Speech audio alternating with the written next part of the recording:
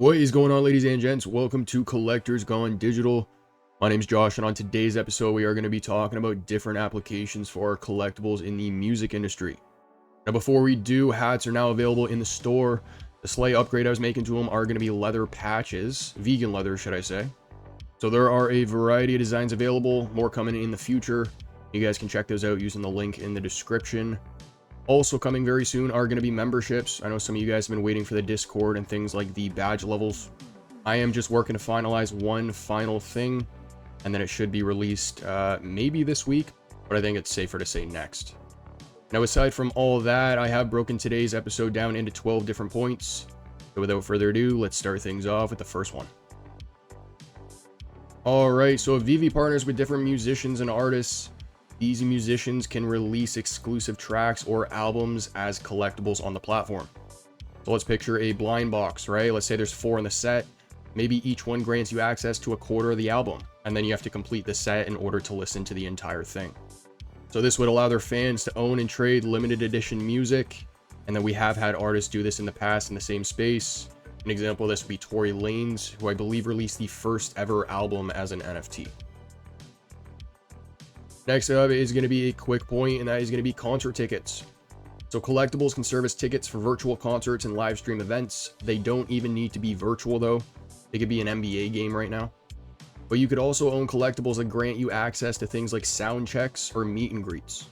And these are going to be two things that artists already do, sometimes incorporating both into one actually. But instead of those fans getting access by purchasing just a plain ticket, they could get access by getting a collectible on drop. Next up, we got things like Backstage Passes, which are going to be along these same lines of what we just discussed, but instead of tickets for the main event, you get tickets for exclusive perks like this. Musicians can offer collectibles that grant exclusive access to various experiences, things like backstage access, studio visits, or even the chance to collaborate on a song. So next up, you can incorporate collectibles with lyrics or music sheets, and you can actually do this in a couple different ways. So collectibles can represent the rights to lyrics, sheet music, or original compositions. So on the right hand side, you guys are going to see an example, and in the bottom right, you're going to see the QR code to scan it and see it on the blockchain, signed by the writer and everything. So this would be an example of one that's been digitally scanned, but you can also do something like Fidgetals, where you buy the digital version on VEVE and then the physical actually gets shipped to you. So it could be like a one-of-one auction. And if VEVE were to do something like that, then fans can actually own the rights to a song's lyrics, making them part of the creative process. Next on the list, we got limited edition merch. So collectibles can be linked to things like virtual clothing for avatars or unique physical items like signed instruments. And aside from the instruments, at least to my knowledge, this would be no different from, attending a concert and then just going out, at intermission and buying a shirt at one of the kiosks. The interesting thing here too is that with the advancements of things like AR clothing, you can also implement animated designs that move when you hold your phone up to them. Clothing is something that I think VEVE could take advantage of really well. I think at experiences like Comic-Con, it would be an exceptional onboarding experience because you could have team members wearing shirts with QR codes that people can hold their phones up to, and then all of a sudden a Marvel Mighty pops up in AR. You can offer these shirts for people to buy and then take home and just keep doing that. But I think it's just a good way to implement their AR tech with what they're offering in general. So next up, musicians can tokenize the rights, or in other words, drop a collectible to remix or sample their tracks. So maybe other artists want to go for this drop now who are interested in the track, and anyone who gets it, maybe it's a one-of-one auction again, that artist who purchased that collectible can now use it for their own creative use.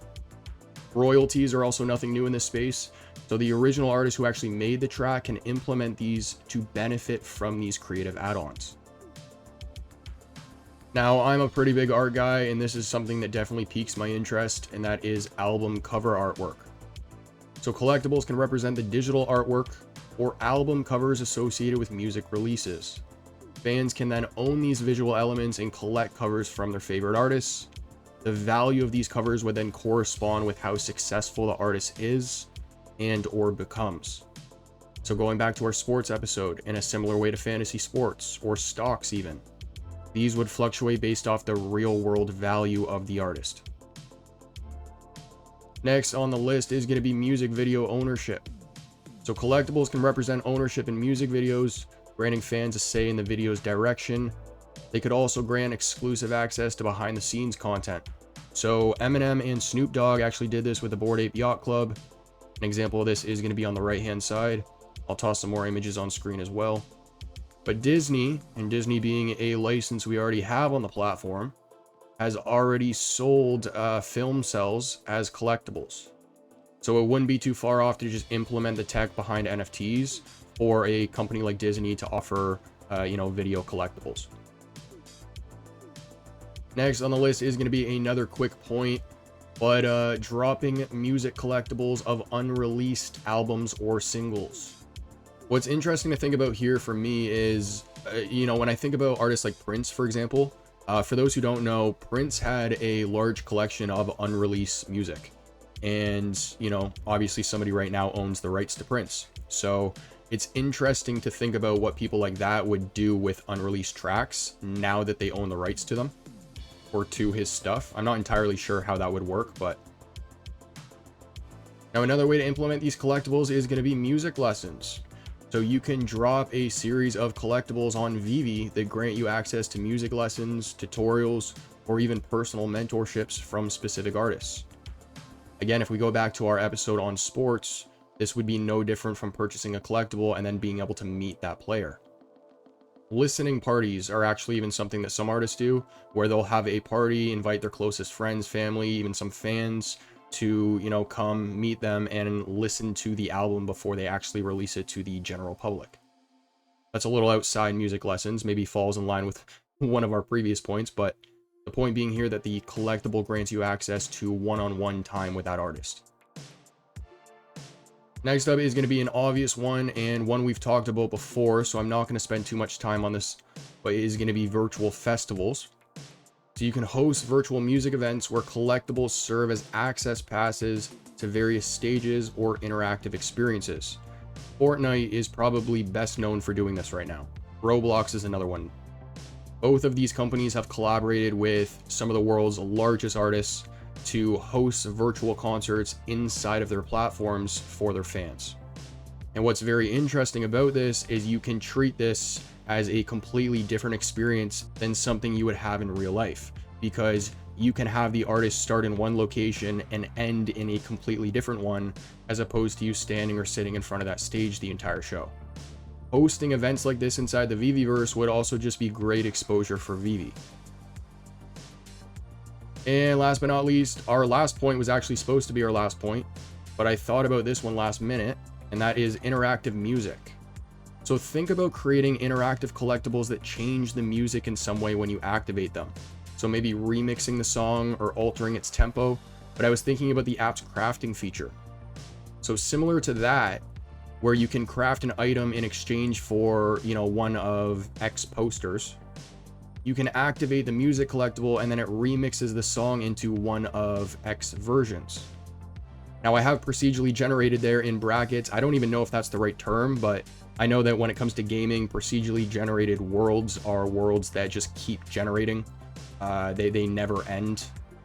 So I was thinking along the lines of that, but when you go to activate it, instead of it turning into one of X versions, it turns it into your own one of one, right? That's procedurally generated. It's just a thought. I don't even know if that's something that's possible, but if you can do it, take some notes, VeVe. Ladies and gents, that's going to conclude today's episode. I hope you enjoyed. Those are 12 applications for our collectibles in the music industry. If I missed any, or if you guys have any feedback with regards to the hats, make sure to let me know down below. But if you guys enjoy the content, make sure to like and subscribe. Comment down below what you want to see in a future episode. And as for our next, I'll catch you then.